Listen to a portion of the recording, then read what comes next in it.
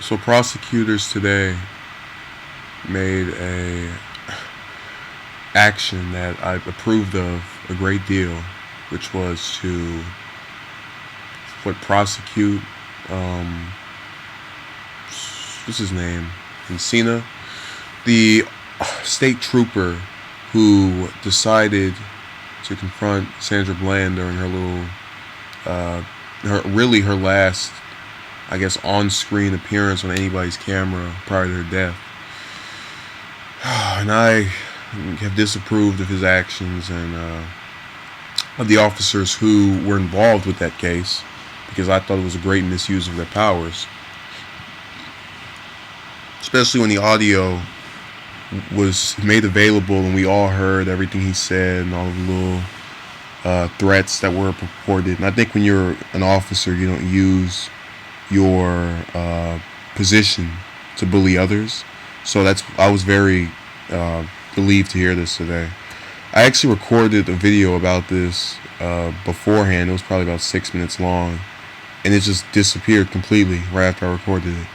And I was so mad because all my points were in there, and I went into this whole comparison thing to all these other times where young blacks have been killed by officers or have had deaths that were tied to policemen. But again, I kind of worried I was getting off topic. So my thoughts in the Sandra Bland case are that you have a guy who completely acted unprofessional. When his whole job is to protect. I was more taken aback by the fact that it seemed as though her chances at making it out of that encounter she had with him were dimmed solely by everything he was saying. But he just came off as this threatening, kind of menacing individual. And the more I thought about his temperament and the way he spoke and what he said and what he did, it just no, you don't get a free pass. So I'm glad that in his case they haven't just smacked his wrist and told him not to do it again, and we're actually hopefully possibly going to get some type of justice for her. I really am amazed that it takes months and months and months for the legal system to catch up to an individual.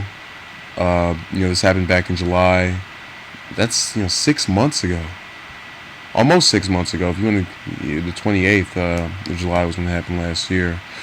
Today's the 6th of January, so January 28th would be exactly 6 months.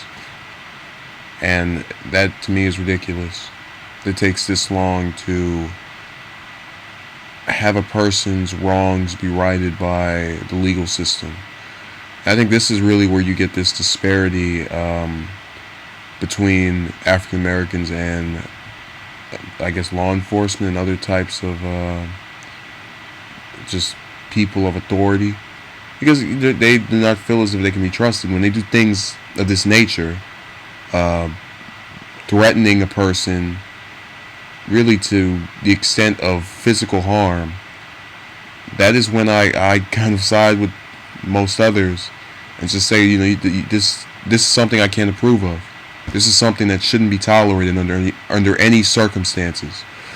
So overall, very satisfied. I really hope the family gets justice. I hope just people in general get justice, because there's no reason why things like this are still happening. And I know we're going to have another one. I hope we don't have another one, but 9 times out of 10, those hopes are dashed by reality. And that is probably the last tough pill to swallow in this whole case. It's one of those things where I just wake up in the morning, I just wonder, is it ever going to change? And it doesn't seem like it will, but I'm not going to go into a whole disillusioned speech. I'm just going to say that I hope we get some justice for her. And I hope if anybody takes anything out of this, it's that you can't go around being menacing to other people, even if you are an officer, and expect to get away with it. It's not going to work for him, and I hope it doesn't work for anybody else thinking they can perpetuate that type of stupidity.